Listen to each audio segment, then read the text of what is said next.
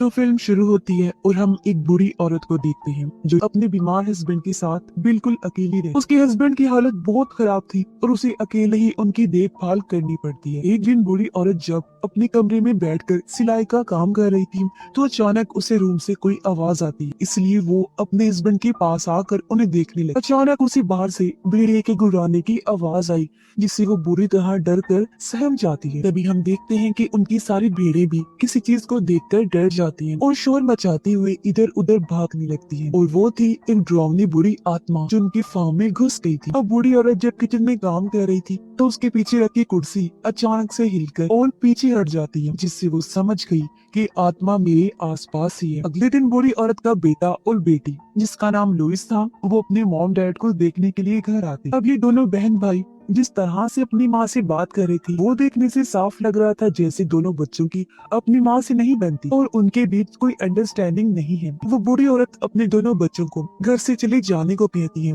मगर ये नहीं बताती कि उनके घर में एक बुरी आत्मा बसी हुई है जो पिछले काफी सालों से यहाँ पर रह रही है। रात को दोनों बहन भाई घर से बाहर बैठकर बातें कर रही थी। उनका मानना था कि सारा दिन डैड का ख्याल रखते रखते मॉम थक जाती होंगी। उन्हें इस बात का भी एहसास होता है कि हम अपनी जिंदगियों में इतने मसरूफ रहे कि कभी अपने मॉम डैड पर हम ध्यान नहीं दे पाए। ये बात हम भूल गए थे कि उन्हें हमारे प्यार तवज्जो की जरूरत है। रात को लोइस जब दरवाजा बंद करके अंदर आती है तब दरवाजा अपने आप ही खुल जाता है। उसे अजीब लगा कि ये कैसे खुल गया। वहाँ पर वो शैतानी आत्मा खड़ी थी जिसे सिर्फ और सिर्फ उसकी मॉम ही देख पा रही थी। खाना खाते हुए उनकी मॉम लुइस के भाई जिसका नाम माइकल था उससे बताती है कि इस घर में कुछ भी ठीक नहीं है, बहुत डरावनी चीज यहाँ पर रहती है, इसलिए तुम दोनों को ये घर छोड़ के यहाँ से चले जाना चाहिए। पर वो अपनी माँ की बात को नजरअंदाज करके खाना खाकर अपने कमरे में आ जाता है। किचन में जब उनकी मॉम काम कर रही थी तो एक कुर्सी फिर से साइड पर हट जाती है जिससे उसकी मॉम एक बार फिर घबरा कर रोने लगती है। वो तंग भी आ चुकी थी,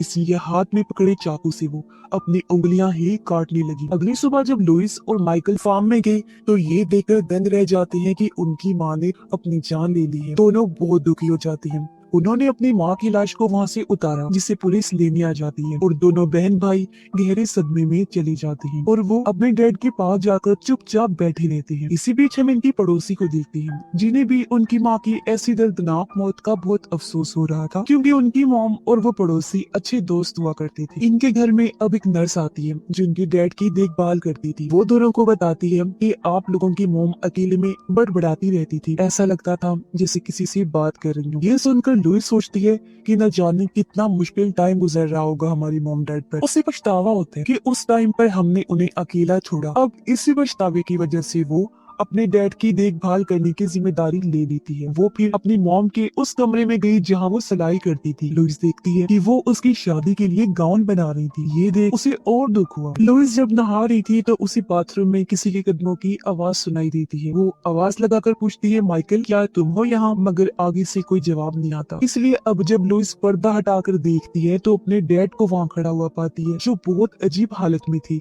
जिन्हें देख लुइस काफी घबरा गई। इस टाइम डैड की आंखें पूरी तरह सफेद हो गई थी और वो पूरी तरह कांपने लगे, अपना सर हिलाने लगते हैं। ये देखकर लुइस काफी डर जाती है। वो चिल्लाते हुए आंखें बंद कर लेती है। उसकी आवाज सुनकर माइकल जब वहाँ चेक करने आया तो उसे बाथरूम में कोई नहीं दिखता। लुइस की बात सुनकर वो जब अपने डैड के कमरे में गई चेक करने तो वो बेड पर बिल्कुल वैसी ही हालत में सोए हुए थे जैसे वो पहले सो रहे। अब लुइस ने जो चीज अपनी आंखों से देखी थी उसे जुटलाना मुश्किल था, लेकिन वो फिर भी उसे सिर्फ अपना वहम समझकर नजरअंदाज कर देती है और खुद को शांत कर। अब माइकल घर का जरूरी सामान लेने बाहर जाने वाला था। जाने से पहले वो अपने डैड को देखने जाता है। उनके बेड के नीचे से माइकल को अपनी मॉम की डायरी मिलती जिस बारे में उसने लुइस को भी बता दिया और दोनों वो डायरी पढ़ने लगते हैं जिसमें उनकी मॉम ने घर में बस रही उस डरावनी आत्मा के बारे में लिखा था और उनका कहना था कि वो धीरे धीरे मेरे हस्बैंड को मार रही है और मुझे मदद की जरूरत है। जो सुनकर लुइस रोने लगती है।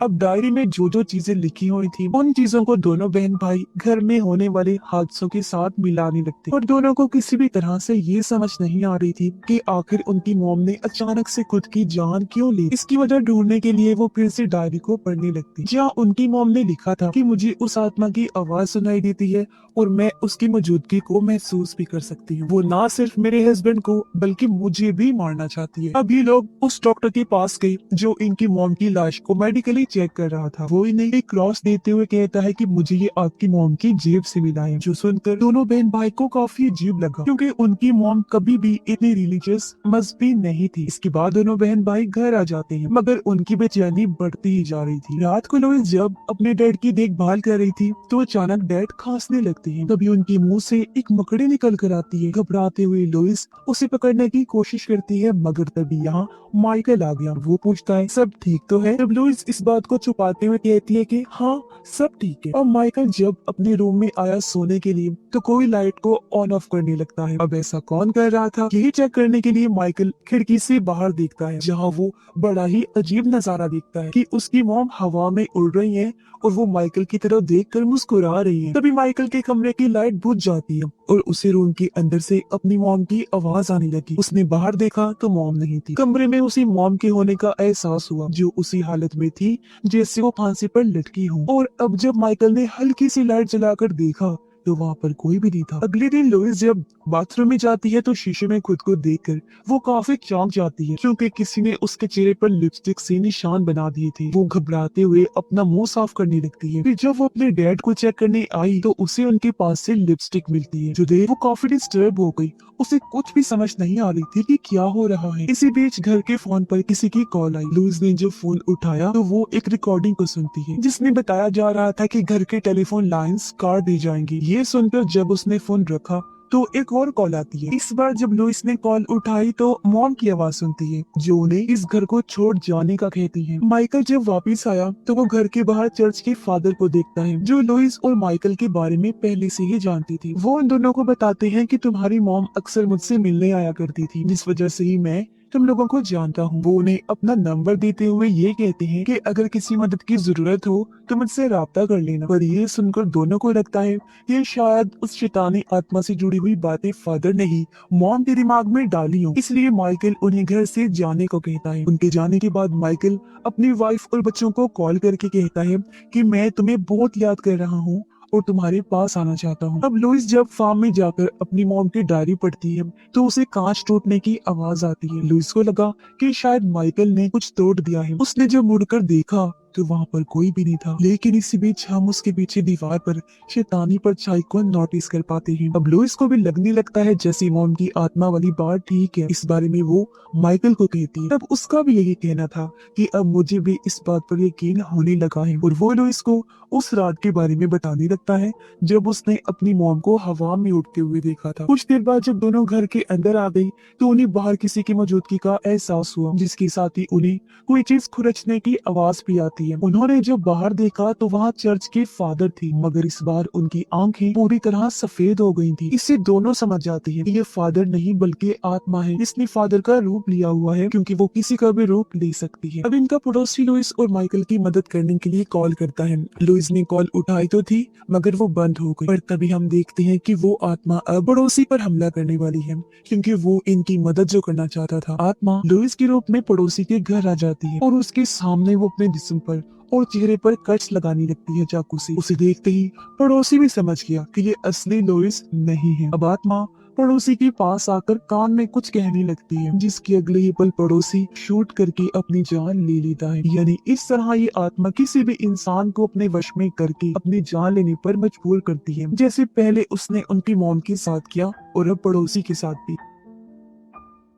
अगली सुबह दोनों बहन भाई घर से बाहर आते हैं फादर के पैरों के निशान देखने, ताकि उन्हें पता चल सके कि क्या वो कल रात आई थी या फिर जो हम आत्मा वाली बात सोच रहे हैं वो सच है। तो इन लोगों को वहाँ पर कुछ भी नहीं मिलता। अब घर के इन हालात की वजह से दोनों अपने डैड को हॉस्पिटल भेजने का फैसला करते हैं। लुइस अपनी मॉम के बारे में जानने के लिए फादर को कॉल करती है, तो फादर पूछते हैं कि तुमने मेरा नंबर कहाँ से लिया। लुइस कहती है आपने ही तो दिया था खुद हमारे घर आकर, और कहा था कि आप हमारी मॉम को जानते हैं और वो आपसे मिलने आया करती थी। ये सुन फादर हैरान रह गया। वो कहता है मैं तो कभी आपकी मॉम से नहीं मिला और मैं तो दूसरे मुल्क में रहता हूँ, मैं आप लोगों में से किसी को नहीं जानता। साथ ही फादर उसे ये भी बताते हैं कि मेरी भी लुइस नाम की एक बेटी थी जिसने अपनी जान ले ली थी। इत्तेफाक की बात ये है कि उसकी आवाज तुमसे काफी मिलती जुलती है। ये सुनकर वो काफी घबरा गई, जल्दी से फोन रख देती है क्योंकि सारी बात सुनकर उसका सर चकरा गया था। खैर अब दोनों अपने फादर को हॉस्पिटल भेजने के लिए एक डॉक्टर से मशवरा करते हैं। डैड की हालत देखकर डॉक्टर कहते हैं कि वो बहुत कमजोर हैं, क्या पता वो सफर की थकान बर्दाश्त ना करें उनकी जान भी जा सकती है, तो उन्हें घर के अंदर ही रखना ठीक रहेगा। अब उनके डैड की नर्स कहती है कि आपके डैड को आप दोनों के प्यार की जरूरत है और मुझे उम्मीद है कि इस तरह वो ठीक हो जाएंगी, क्योंकि मैंने आपकी मॉम को आप दोनों के बगैर तड़पते हुए देखा था। अब लुइस और माइकल जब फार्म में आती हैं तो उनके होश उड़ गए, क्योंकि वहाँ बहुत सारे जानवर मरे हुए पड़े थे जिनको बुरी तरह चीर फाड़ करके खाया हुआ था। ये देख दोनों समझ गए कि ये काम किसी भेड़िए का नहीं हो सकता। उन्हें आत्मा पर शक हो रहा था और अब वो बड़ी सी आग जलाकर सभी जानवरों को उसमें फेंक कर जला दी थी। अब इन हालात की वजह से माइकल काफी इमोशनल हो गया था। वो एक जानवर जो प्रेग्नेंट थी जिस बात में आकर उससे बात करता है, कहता है कि मैं तुम्हें कुछ होने नहीं दूंगा। और क्योंकि अपने डैड और बहन को लेकर भी वो जज्बाती हो गया था, इसलिए उनके साथ रहने का सोचता है। साथ ही लोइस को ये भी कहता है कि मुझे अब इन चीजों से डर लगने लगा है। कुछ देर बाद माइकल को फार्म में से किसी की आवाज आती है। वो जब चेक करने गया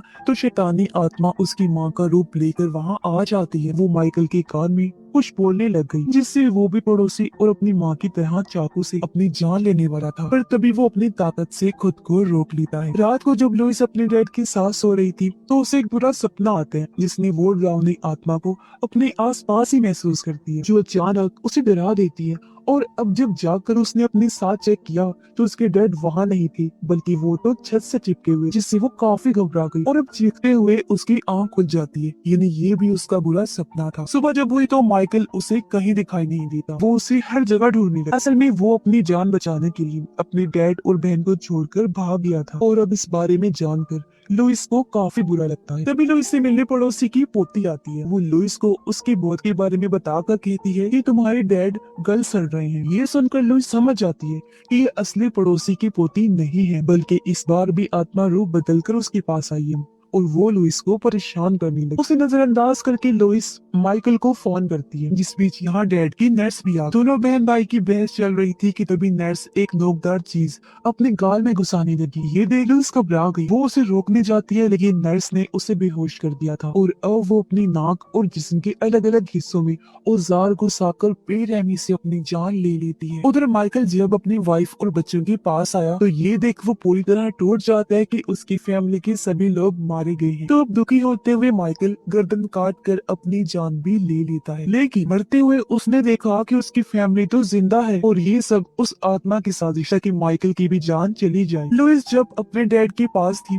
तो डैड को जोर से खांसी आने लगती है। इसी बीच उसे घर से माइकल की आवाज आती है। साथ साथ उसके डैड की भी तबीयत खराब हो रही। लुइस काफी घबरा गई। डैड को बचाने की कोशिश करती है, मगर वो जोर से खांसते हुए अपना दम तोड़ देते हैं। इसी दुखी होकर लुइस जब रो रही थी तो उसे घर में से अपनी मॉम की आवाज आती है। उन्हें देखने के लिए जब उसने पीछे मुड़कर देखा तो वो आत्मा डैड के अंदर से निकलकर लुइस को भी मार देती है। यानी ये पूरी फैमिली ही मौत के घाट उतर चुकी। तो इसके पीछे की वजह ये थी कि उनकी मॉम ने अपने किसी काम को पूरा करने के लिए उन सब की आत्माएं शैतान को सौंपने का वादा किया था। इसलिए आत्मा उसके डैड के अंदर रहकर उनके घर में बस गई और उसने फिर इस पूरी फैमिली को खत्म कर दिया। जो जो भी इनसे राब्ते में थे उसने उनको भी मार दिया। और इसी के साथ ही इस फिल्म की कहानी भी यहीं पर खत्म हो जाती है।